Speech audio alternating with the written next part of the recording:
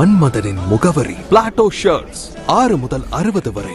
மன்மதனின் முகவரி Plato shirts. Azhagar கோயில் சித்திரை திருவிழா முதல் நிகழ்ச்சியாக தல்லாகுளம் பெருமாள் கோயிலில் கொட்டகை முகூர்த்தம் எனும் முகூர்த்தக்கால் நடுதலுடன் தொடங்கியது. ஏப்ரல் 28ஆம் தேதி மீனாட்சி திருக்கல்யாணம், 29ஆம் தேதி தேரோட்டம், மே 1ஆம் தேதி வைகை ஆற்றில் இறங்குகிறார் அரகர்.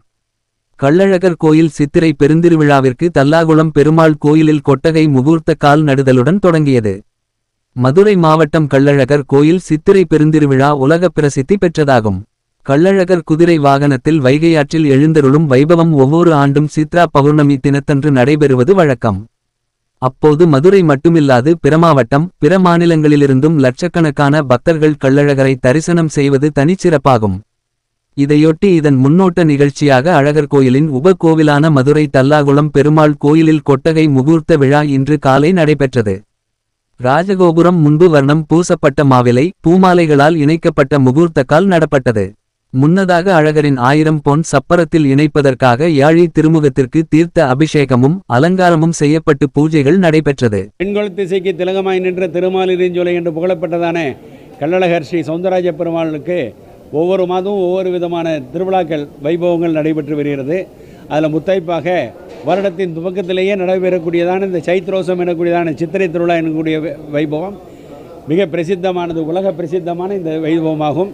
இந்த திருவிழாவிலே திருமலை நாயக்கருடைய மன்னரால் 1000 பொன் சப்பரம் என்கிற ஒரு சப்பரம் நிறுவப்பட்டு அந்த சப்பரத்தினுடைய துவக்க நிகழ்ச்சிகளாக தை மாதத்திலே ஒரு நாள் முகூர்த்தம் ஏற்பட்டு அன்று அந்த சப்பரத்தை துவங்கினார்கள். அதனுடைய சப்பரத்தினுடைய பூர்த்தியான நிகழ்வாக தலை அலங்காரம் எனக்கூடியதான அதுக்கு யாழித்தலையை அலங்காரம் செய்யக்கூடிய பூஜை செய்யக்கூடிய அந்த வைபவமானது தற்பொழுது தல்லாவளம் ஸ்ரீ பிரசன்ன வெங்கடாஜபதி சன்னதி திருமலை நாயக்கர் மன்னரால் கட்டப்பட்டதான தல்லாவளம் ஸ்ரீ பிரசன்ன வெங்கடாஜபதி சன்னதியில் வைத்து நடைபெற்றது. அதனைத் தொடர்ந்து தல்லாவளம் பிரசன்ன வெங்கடாஜபதி சன்னதியிலும் முகூர்த்த கால வைபவம் நடைபெற்றது. இதனைத் தொடர்ந்து சுமார் 9:45 to 10:30 மணிக்குள்ளாக இந்த திருவிழாவின் நோக்கம் நிறைவேறக்கூடியதான இடமான தேனூர் மண்டபத்திலே வைத்து முகூர்த்தக்கால் வைபவம் நடைபெற உள்ளது. பக்தர்கள் இந்த திருவிழாவுக்கு அனைவரும் வந்திருந்து பெருமாளுடைய கண்ணாருக்கு சேவித்து பெருமாளுடைய பரிபூர்ணமான அருளுக்கு பாத்திரமாக அனுபவம் அனைவரும் கேட்டுக்கொள்கிறோம்.